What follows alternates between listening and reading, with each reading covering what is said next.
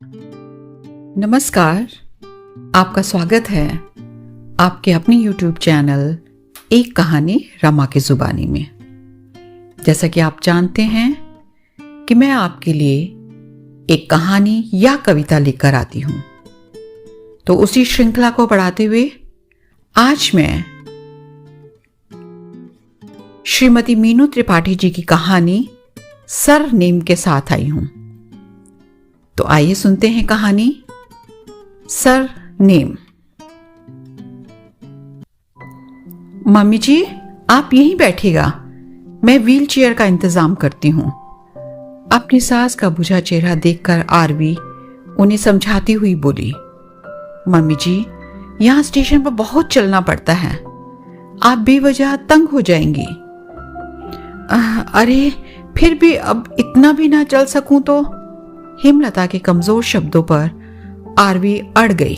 अरे मम्मी, आप तो मजे से व्हीलचेयर पर बैठो, पापा और मैं आपको लेकर जाएंगे। थोड़े दिन की बात है, ऑपरेशन के बाद देखना आप इसी स्टेशन पर अपने पैरों से चलकर आएंगी और मेरठ जाएंगी। यह सुनकर मायूसी से हेमलता हथियार डालती सी बोली, जा ले आ व्हीलचेयर। हेमलता की मनोदशा केदार से छिपी नहीं थी। जिस स्त्री ने घर भर की धुरी बनकर जीवन जिया हो, वह घुटनों के कारण इतनी असहाय हो जाए कि चलने फिरने के लिए व्हील चेयर का सहारा लेना पड़े, यह दुख किसी पहाड़ से कम नहीं था।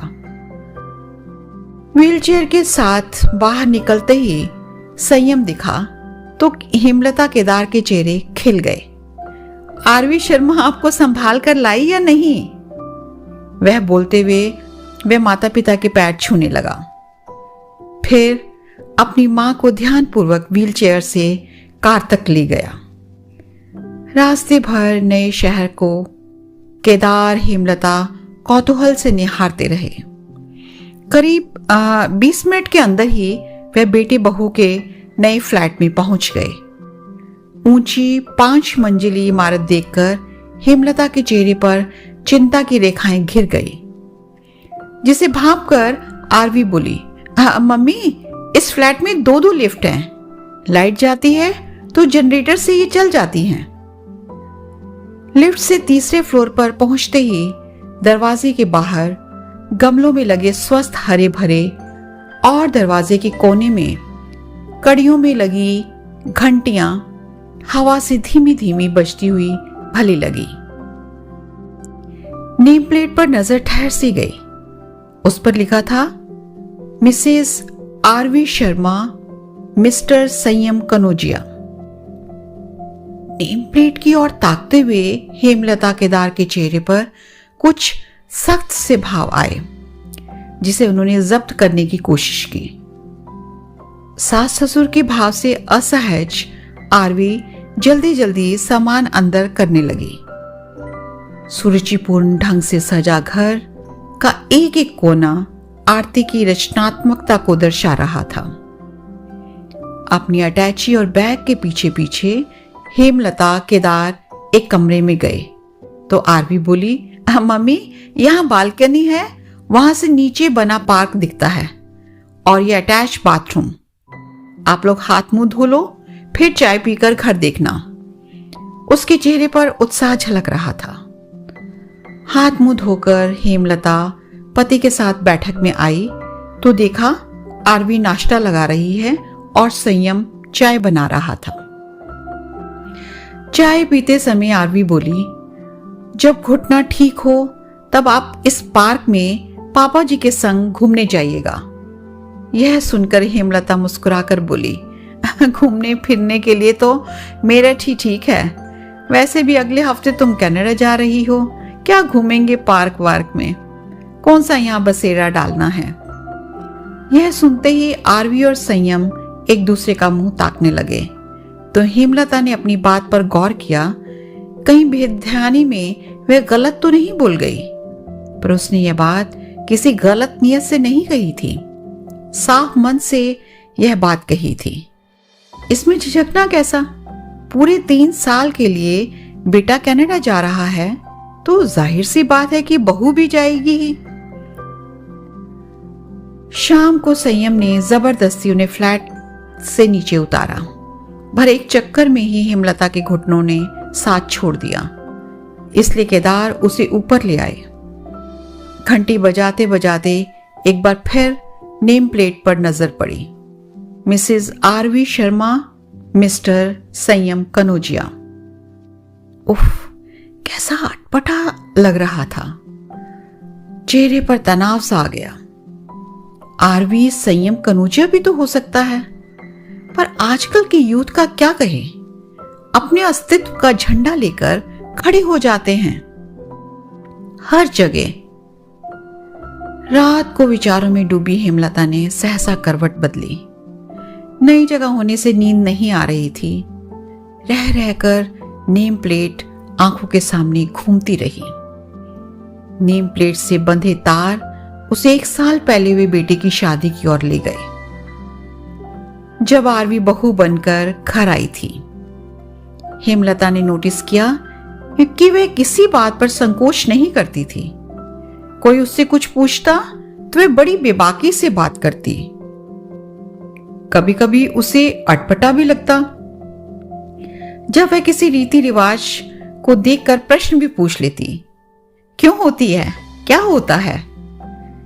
ऐसे सरीखे प्रश्नों पर झल्लाकर संयम की ताई ने कटाक्ष कर भी दिया था कि बहू, ये रस्में पीढ़ियों से होती आ रही हैं, हमने निभा दी बिना किसी सवाल के।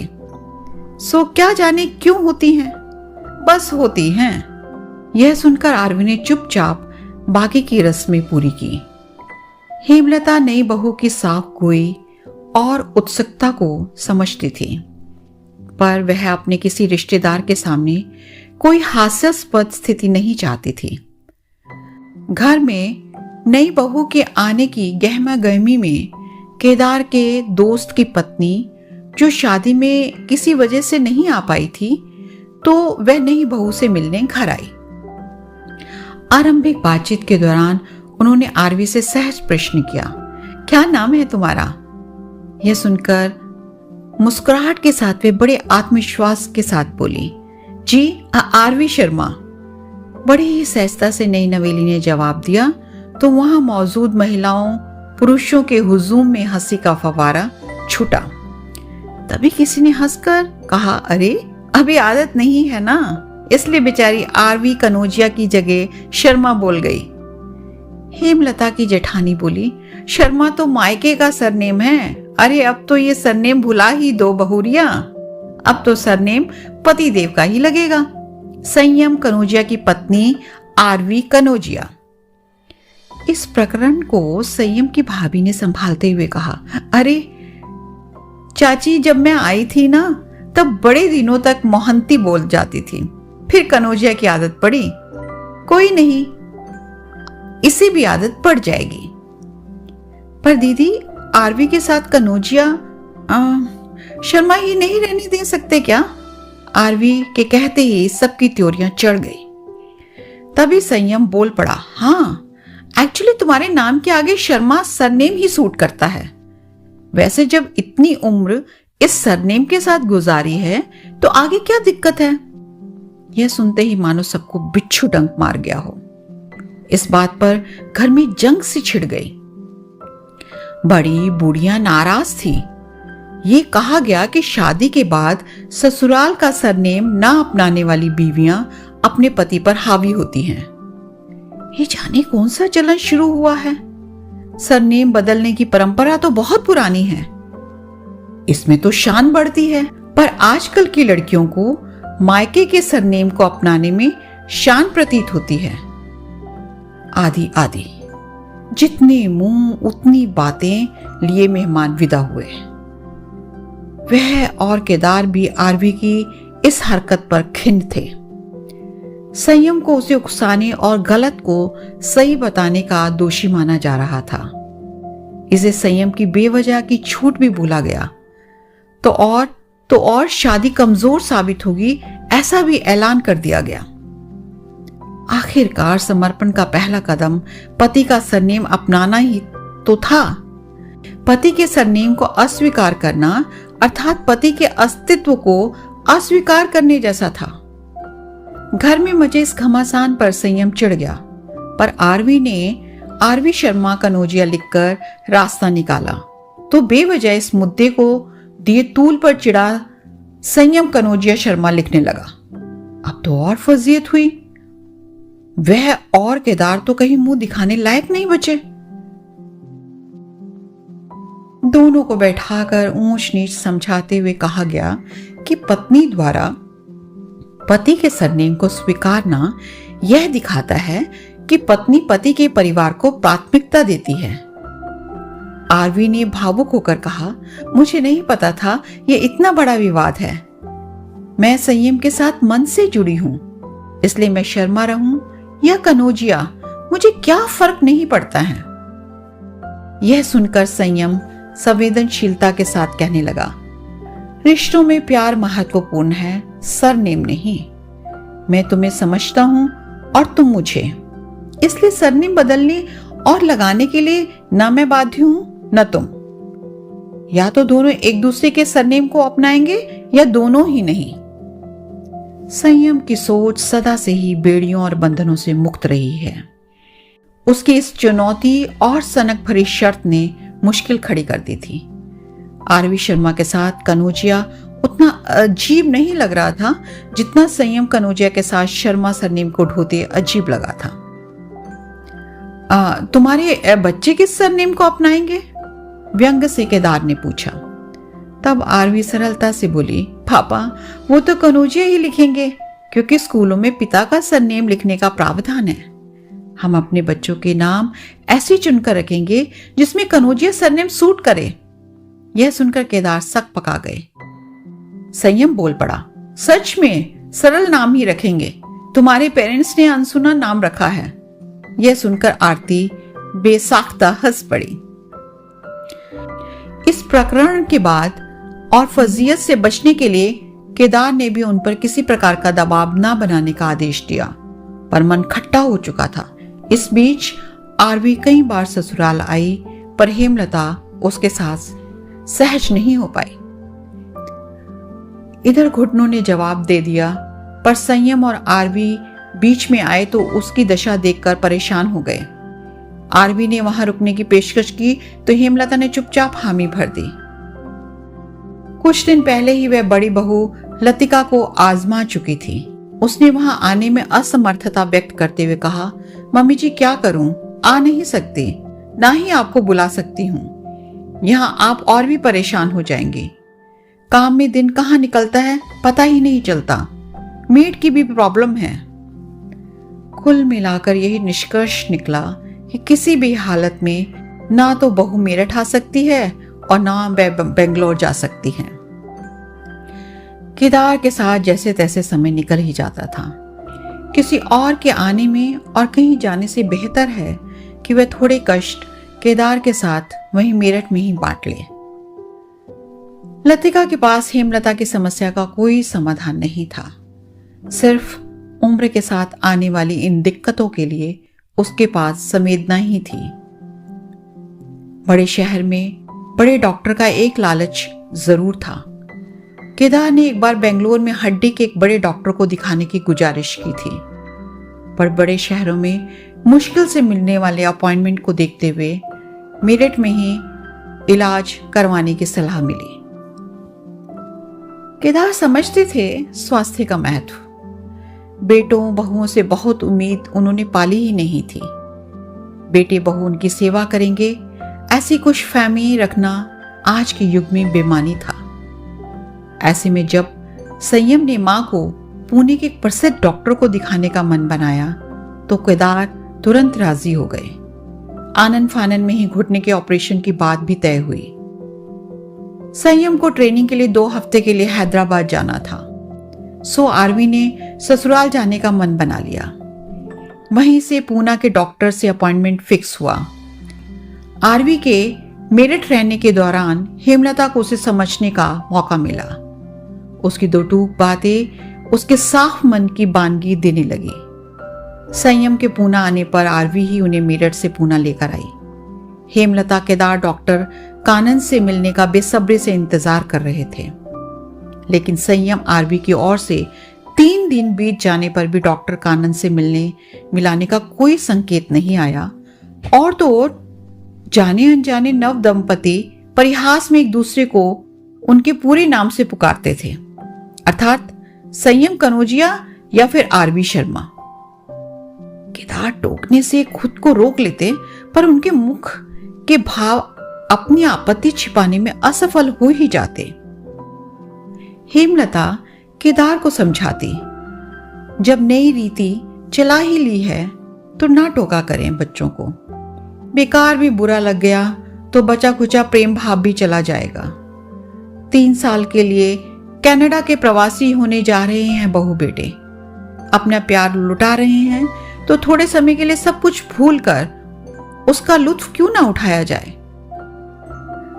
मम्मी जी, अब रोज मैं आपको खाना अपने हाथ से बनाकर खिलाऊंगी।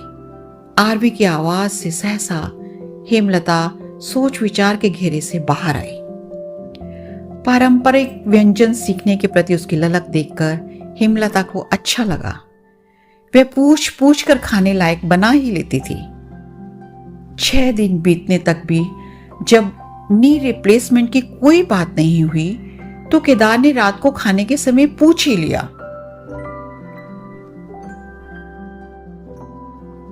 तुम्हारी डॉक्टर से कोई बात हुई क्या? यह सुनकर संयम बोला, पापा, दरअसल डॉक्टर कानन एक कोर्स के लिए अमेरिका गए हैं। वो 2 महीने बाद आ रहे हैं। उसके बाद सबसे पहले मम्मी का ऑपरेशन होगा। यह खबर उनके लिए अप्रत्याशित थी, अतः उत्तेजित होकर बोले, तुमने पहले क्यों नहीं बताया? और आरवी, क्या ये सब वो जानती थी? यह सुनकर संयम हंसते हुए कहने लगा, पापा, मुझे पिछले हफ्ते ही पता लग गया था। मैंने आरवी को फोन किया तो वो बोली, जो प्रोग्राम जैसा है वैसा रहने दो। वैसे भी मैं कनाडा जाऊंगा पर डॉक्टर कानन तो यही रहेंगे और इन दिनों आप लोग यहाँ एडजस्ट हो जाएंगे। ऑपरेशन के बाद जब मम्मी की हालत ठीक लगे आप चले जाइएगा। यह सुनकर हेमलता हड़बड़ाकर बोली, अरे इससे तो मुझे वहीं रहने देते, जब डेट मिलती हम आकर करवा जाते। बस इसलिए आपको नहीं बताया था। अरे अभी आप घर में नहीं है क्या? वहां मैंने देखा नहीं क्या आपको कि कितनी मुश्किल होती थी काम करने में, ऐसा आरवी ने कहा। आरवी की बात पर संयम भी हाँ में हाँ मिलाते बोला, हाँ माँ, यहाँ पापा है, आरवी है, क्या दिक्कत है? आरवी तो तुम्हारे साथ जा रही है ना? यह सुनते ही आरवी रहस्यमय शरारती मुस्कान के साथ बोली, मम्मी जा रही थी, पर अब जाऊंगी आपके नी ऑपरेशन के बाद। जो भी हो जाए, डॉक्टर कानन से आपका नी रिप्लेसमेंट करवाना अब आरवी शर्मा का मिशन है। और समय होता तो शर्मा सरनेम पर वो शोभ से भर जाते, पर आज आरवी शर्मा शीतलता प्रदान कर रहा था। पर बेटा, हमारी वजह से तुम लोग, संयम पहले जाएगा और तुम बाद में, तो क्या हुआ मम्मी? आपकी जगह मेरी अपनी मम्मी होती तो क्या मैं उन्हें दर्द में छोड़कर चली जाती? उनके सरल हृदय और साफ गोही पर हेमलता का मन भर आया। उसके प्रति मन में सूखी भावनाएं आंसू से भीग गई। हे भगवान, आप कितनी इमोशनल हैं, कहते हुए उसने हेमलता को गले लगा लिया। वहीं हेमलता की आंखों से बहते आंसू मन में पाले पूर्वाग्रह को बहाकर मन से निकालते रहे। जानती हैं मम्मी, आज मुझे बड़ा अच्छा लग रहा है। ऐसा लग रहा है जैसे पहली बार मैंने आपको मां के रूप में पाया हो। यह सुनते ही हेमलता अपने में सिमट गई। सच तो यही था, उसने आज ही तो सच्चे मन से, बिना किसी संशय या पूर्वाग्रह के आरवी शर्मा को गले लगाया था। मन को मन से राहत मिलती है। 16 आने सच, इस सत्य की अनुभूति आज उसे हो गई। आज उसे आरवी शर्मा और संयम कनौजिया पर गर्व हो रहा है। तो ये थी कहानी। कैसी लगी आपको? अगर पसंद आई हो तो लाइक और शेयर करना ना भूलें। और कमेंट के थ्रू भी आप इसे बता सकते हैं। और एक और विनम्र निवेदन है कि आप चैनल को ज़्यादा से ज़्यादा सब्सक्राइब करें ताकि आपकी पसंदीदा कहानियाँ और कविताएं हम इस चैनल पर के माध्यम से आपको सुना पाएं। तो मिलते हैं अगले सप्ताह एक नई कहानी या कविता के साथ। तब तक के लिए रखिएगा अपना ढेर सारा ख्याल और मुझे दीजिए आज्ञा।